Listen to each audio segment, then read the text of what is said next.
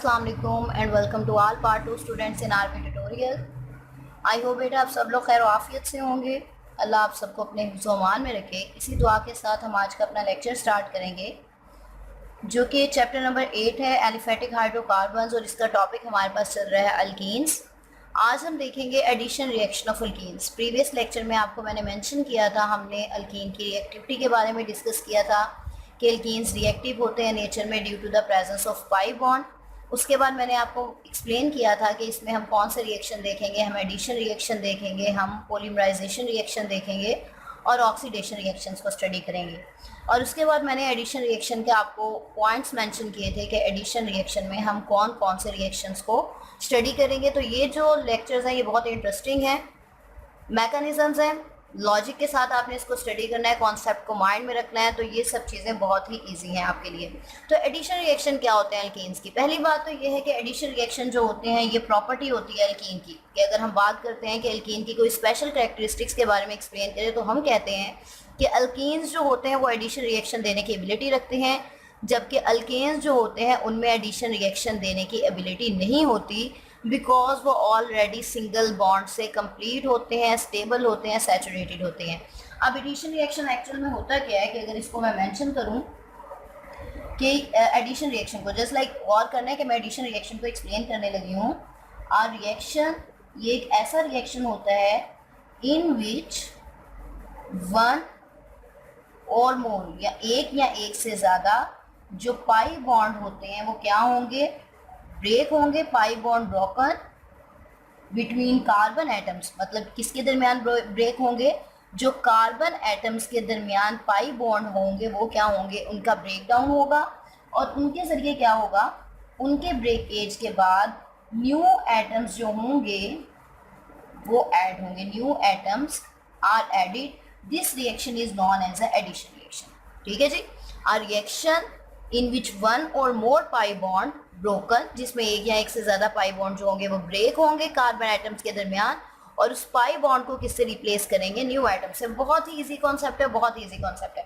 अच्छा जी, अब यहाँ पे हम मेंशन करते हैं फर्स्ट वन जो हम एडिशन रिएक्शन स्टडी करने जा रहे हैं, this one is a hydrogenation reaction. ठीक है, हम पहला पॉइंट क्या दे रहे हैं, हम इसकी रिएक्शन कंडीशंस भी देखेंगे। This one is a hydrogenation reaction. आपने बस एक काम करना है, थोड़ा सा फोकस रखना है और इंशाल्लाह ये सारे कॉन्सेप्ट क्लियर होते जाएंगे। Hydrogenation. What is mean by the hydrogenation? A process in which hydrogen is added in an alkene is called as a hydrogenation reaction. Mean hydrogenation क्या है? मतलब हम इसके पॉइंट्स मेंशन करते हैं। Addition of one molecule of hydrogen H2, मतलब H2 molecule का जो एडिशन होगा उसको हम क्या नाम देंगे, हाइड्रोजनेशन का नाम देंगे। इसके अलावा इसके लिए कौन सी चीज़ें, मतलब अगर हाइड्रोजनेशन, इसके लिए हमें क्या चाहिए होता है, कैटालिस्ट। अगर हाइड्रोजनेशन कैटालिस्ट की प्रेजेंस में हो रही है, मीन हम कैटालिस्ट को यूज़ कर रहे हैं, तो उसको हाइड्रोजनेशन को हम क्या नाम लेंगे, this one is called as a catalytic hydrogenation. Mean the process of hydrogenation take place in the presence of catalyst, this one is called as a catalytic hydrogenation.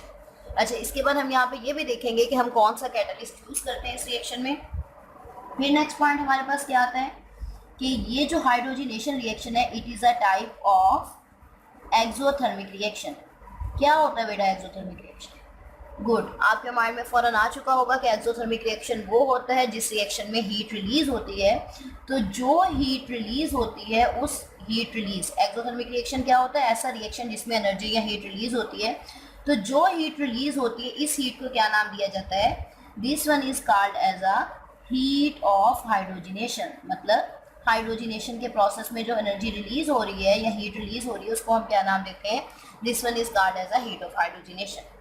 उसके बाद बेटा हमने यहाँ पे क्या मेंशन करना है, ये तो हमने क्लियर कर दिया। और जो एनर्जी रिलीज होती है, मीन एक पाई बॉन्ड को, वन पाई बॉन्ड, एक पाई बॉन्ड के ब्रेक से जो एनर्जी रिलीज होती है वो कितनी होती है, वन पाई बॉन्ड ब्रेक, और एनर्जी रिलीज कितनी आ रही है, that is equal to 120 kilo joule per mole. मतलब हमने ऊपर मेंशन किया था वन और मोर पाई बॉन्ड ब्रेक।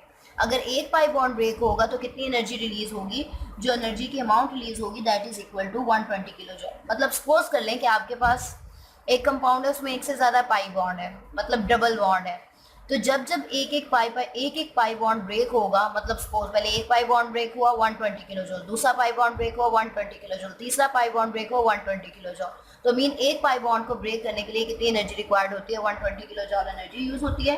फिर उसके बाद हम यहाँ पे मेंशन करते हैं, इसमें जो एक इम्पॉर्टेंट पॉइंट है कि हम कौन सा कैटलिस्ट यूज करते हैं। इसमें जो कैटलिस्ट, ये वाला जो पॉइंट है, ठीक है, कौन कौन से कैटलिस्ट यूज होते हैं, इसमें कैटलिस्ट जो यूज होता है प्लाटियम, प्लाटियम और रेने निकल।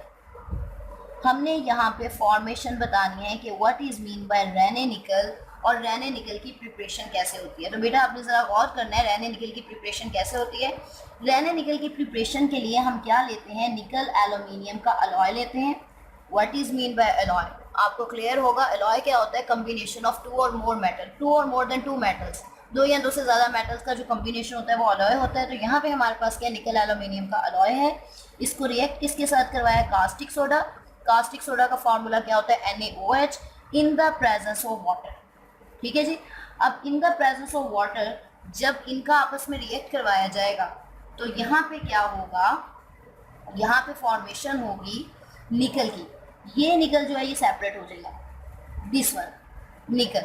इस निकल को नाम दिया जाता है रेने निकल का। साथ में किस चीज़ की फॉर्मेशन होगी, आपने ज़रा गौर रखना है, सोडियम एल्यूमिनियम, मतलब ये क्या बनाएगा, NaAl, सोडियम एल्यूमिनियम कंबाइन हो जाएंगे। और उसके बाद यहाँ पे देखिए कितने ऑक्सीजन है, एक ऑक्सीजन ये, एक ऑक्सीजन ये क्या बना देंगे, NaAlO2। ठीक है, सोडियम एल्यूमिनियम डाइऑक्साइड। ये आ गया हमारे पास NaL2। पीछे कितने रह चुके हैं हमारे पास, 1 2 3 3 हाइड्रोजन एटम रह चुके हैं। अब 3 हाइड्रोजन एटम को हम किस तरह से राइट करेंगे। हाइड्रोजन कभी भी सिंगल H की फॉर्म में नहीं राइट किया जा सकता, क्योंकि हाइड्रोजन एटॉमिक फॉर्म में स्टेबल नहीं होता। हाइड्रोजन हमेशा किस फॉर्म में स्टेबल होता है, मॉलिक्यूलर फॉर्म में स्टेबल होता है।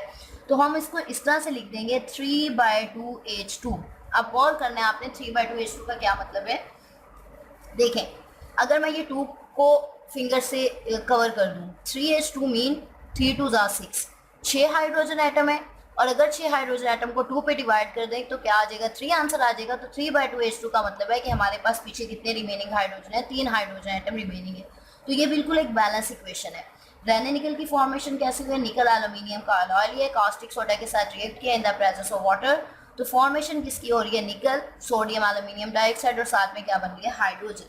अब क्वेश्चन यहाँ पे ये राइज होता है कि इस निकल को हम क्या नाम देते हैं, this nickel is called as a Raney nickel, this one is used as a catalyst. अब यहाँ पे क्वेश्चन ये राइज होता है, what is the difference between nickel and Raney निकल।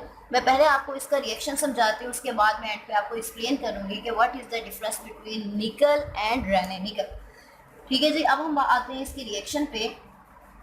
अब रिएक्शन हम इसको मेंशन करते हैं जी, जैसे जस्ट सिंपलेस्ट एग्जांपल है हाइड्रोजनेशन की एग्जांपल। ठीक है, सिंपल रिएक्शन है हमारे पास, किस तरह से, ये आगे जो हमारे पास सबसे सिंपल एल्कीन क्या है, C double bond C alkene है।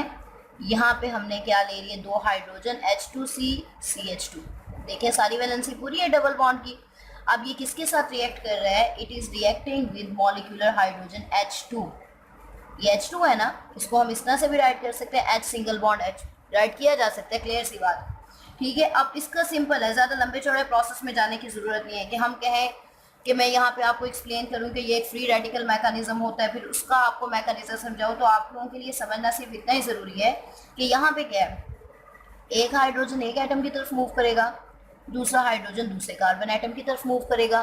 प्रोडक्ट हमारे पास क्या बन जाएगी, प्रोडक्ट हमारे पास कुछ इस तरह से बनेगी। देखें, ऑलरेडी जो बॉन्ड थे वो ये था, कार्बन, कार्बन के साथ कितने हाइड्रोजन कनेक्टेड थे, 2 हाइड्रोजन कनेक्टेड थे। दिस वन कार्बन, इस कार्बन के साथ कितने कनेक्टेड थे, 2 हाइड्रोजन कनेक्टेड थे। अब हमने फर्दर कौन सा ऐड किया, एक हाइड्रोजन इस पोजीशन पे ऐड किया है और एक हाइड्रोजन इस पोजीशन पे ऐड किया है। अब कार्बन की वैलेंसी अगर आप देखें, इस कार्बन को नोटिस करें, कार्बन 1 2 3 4 1 2 3 4, मीन कार्बन का जो डबल बॉन्ड था वो क्या हो चुका है, सिंगल बॉन्ड में कन्वर्ट हो चुका है। इट्स मीन हाइड्रोजिनेशन क्या करती है, हाइड्रोजिनेशन के जरिए हम अनसैचुरेटेड हाइड्रोकार्बन्स को कन्वर्ट कर देते हैं किसमें, सैचुरेटेड हाइड्रोकार्बन्स में। मतलब मैंने शॉर्टली उनको HC लिखा है, HC लिखा है, लेकिन आप लोगों ने कम्प्लीटली हाइड्रोकार्बन्स ही लिखना है।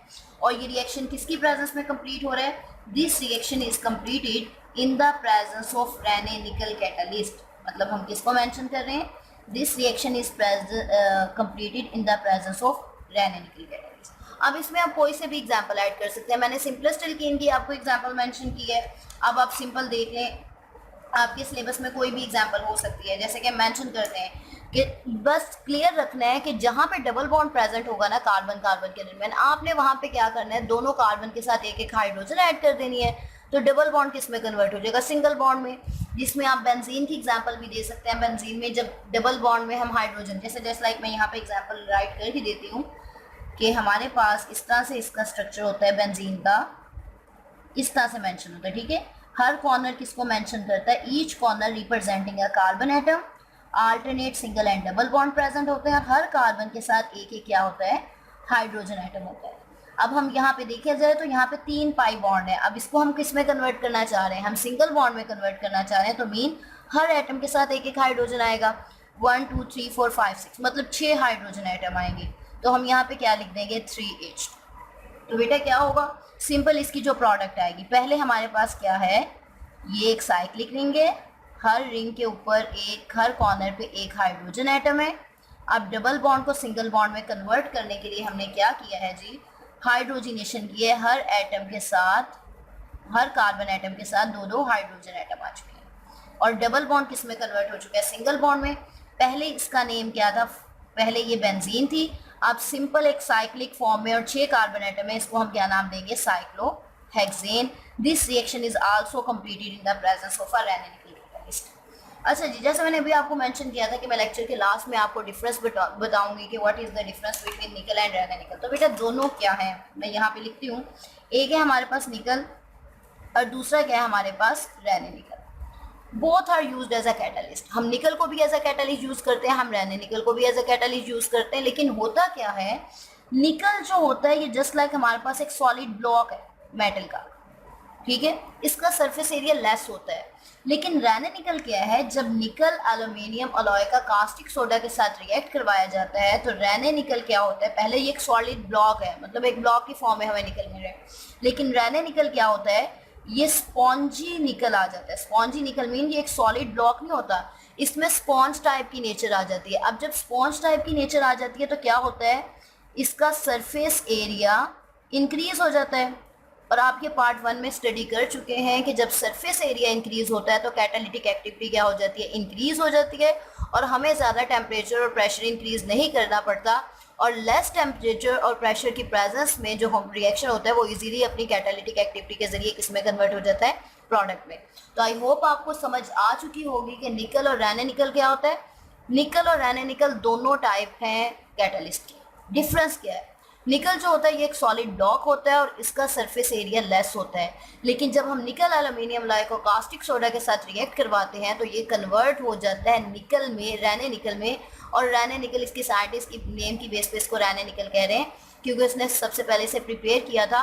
और रैने निकल जो होता है ये स्पॉन्जी नेचर रखता है, जस्ट लाइक स्पॉन्ज की तरह, जो कि एब्जॉर्ब करने की एबिलिटी रखती है। और स्पॉन्जी नेचर की वजह से निकल का सरफेस एरिया इंक्रीज हो जाता है। सरफेस एरिया इंक्रीज होने का मतलब है कि उसकी कैटालिटिक एक्टिविटी इंक्रीज हो चुकी है। तो ये होता है डिफरेंस निकल और रैने निकल का। तो आज के लेक्चर में हमने स्टडी किया हाइड्रोजिनेशन रिएक्शन की कौन कौन सी कंडीशंस होती हैं। जो हमारे पास एक इंपॉर्टेंट शॉर्ट क्वेश्चन था वो कौन सा था, this one is a Raney निकल, ठीक है। ये हमारे पास एक इंपॉर्टेंट शॉर्ट क्वेश्चन है कि रैने निकल क्या होता है, इसकी फॉर्मेशन कैसे होती है। फिर हमने इसकी एग्जाम्पल मेंशन की कि मैकेनिज्म क्या होता है हाइड्रोजिनेशन रिएक्शन का। And last one is the difference between nickel and Raney nickel. I hope बेटा आपको आज का लेक्चर अच्छे से समझ आ चुका होगा। अगर फिर भी इस लेक्चर से रिलेटेड आपका कोई क्वेश्चन हो तो आप कमेंट सेक्शन में पूछ सकते हैं। अपना बहुत सा ख्याल रखिएगा। Thank you so much.